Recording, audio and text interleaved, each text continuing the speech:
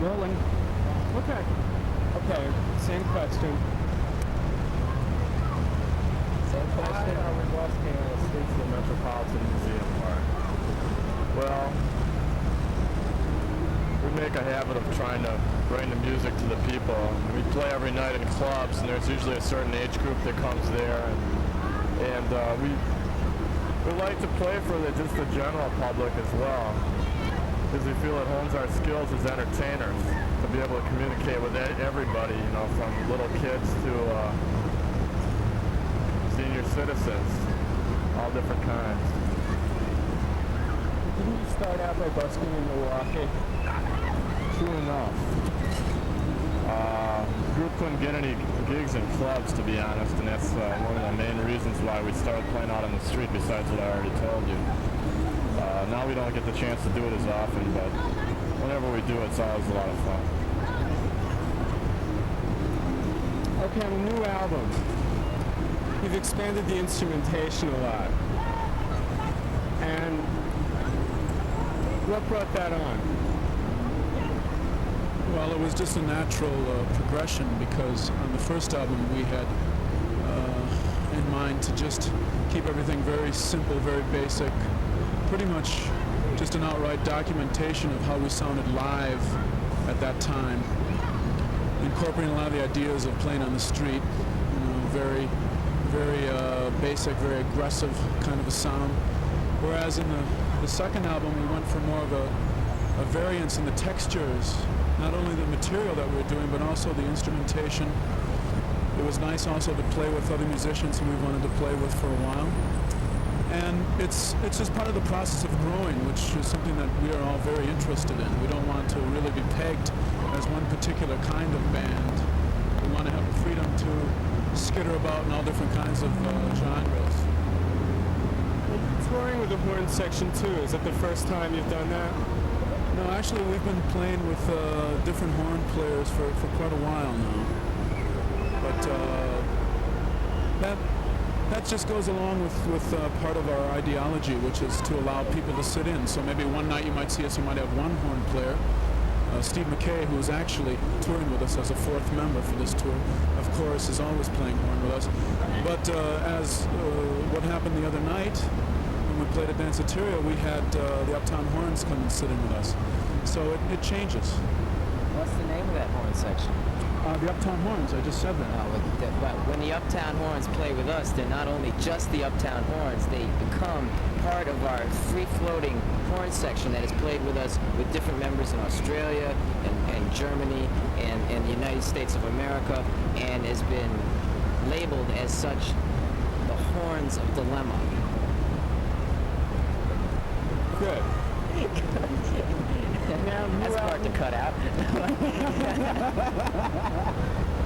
The new album is Hallowed Ground, and did you feel apocalyptic, like a sense of the millennium coming when you wrote the songs for this album?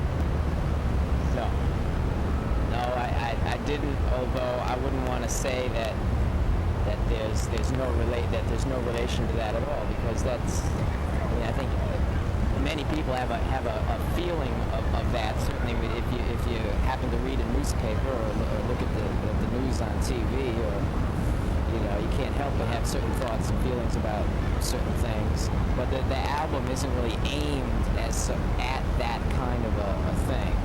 Although if it speaks to people in that way, I don't think that's a bad thing.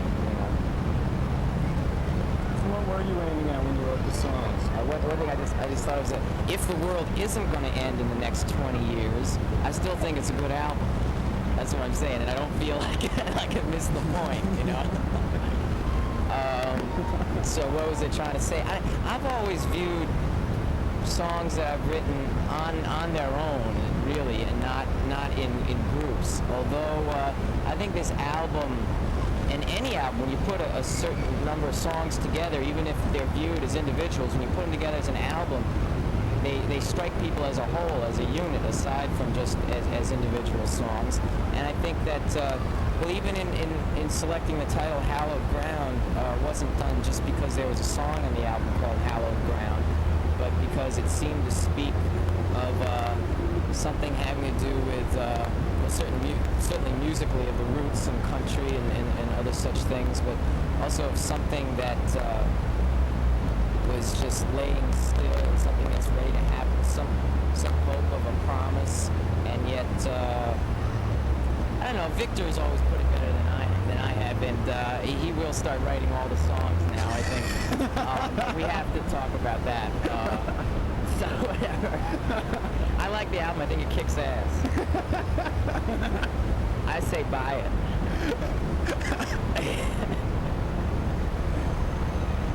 Now, Victor, maybe you can talk to us about the gospel influence on the album. I can talk about the gospel influence? Well, I can only talk about it from well, I suppose I can talk about it from all different kinds of angles. I don't necessarily agree 100% with the feelings that Gordon has in relation to himself and religion.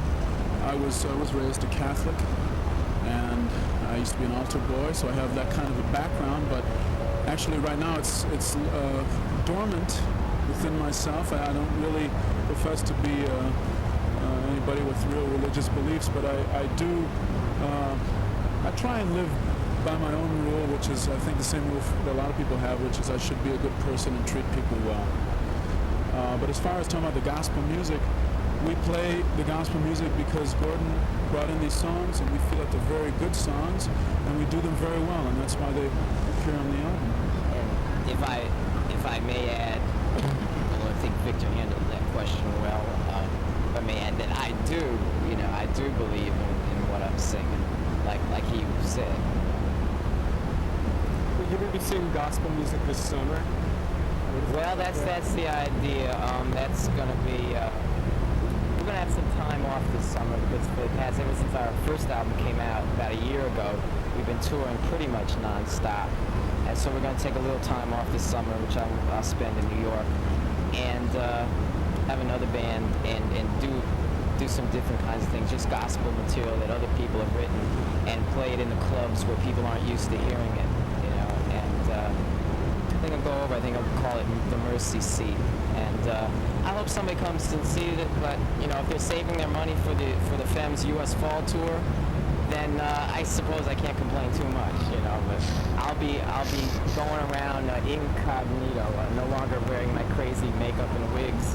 I'll be out there as a regular person playing music and singing stuff I believe in. So I don't think it'll work, but I want to try. Well, you do believe in the things that you sing. Yeah, that's true. It's true. I just don't go for the wigs and the makeup that our manager tells us to wear.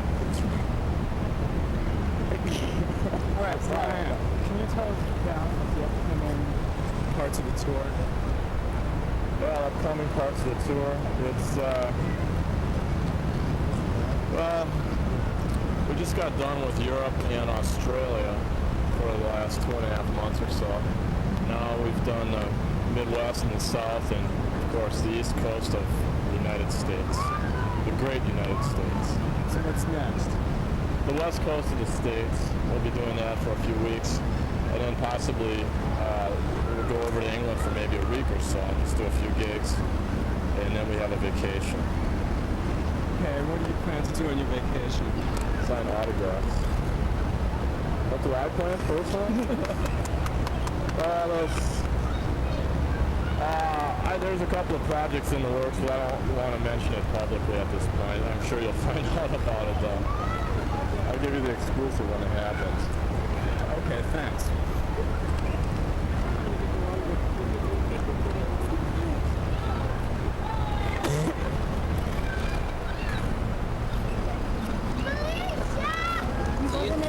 Do you know who we are? Yeah, let us write the name of the group on there.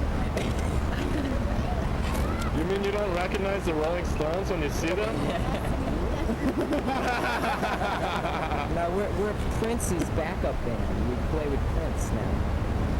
You know Prince, did you wear a little red Corvette? Yeah? No, actually, we're not that even.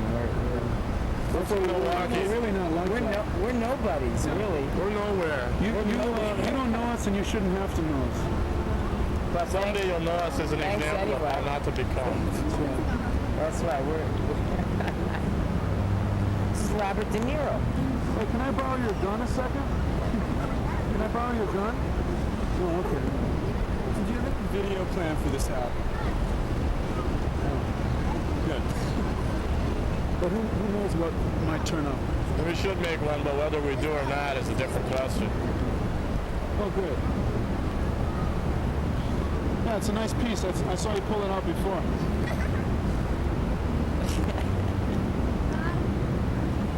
I'm about done with my line-probing questions. Great, That's great. it for Thank the you. questions? Wonderful interview. We really enjoyed it. Thank you. Yeah. It's nice being in the homes of, Yes, thank you, of Stuart. America. Thank you, Stuart. Thank you very much. You're welcome. What show is this? MTV, I think. MTV? Oh, it's Bandstand, right? Is this really MTV?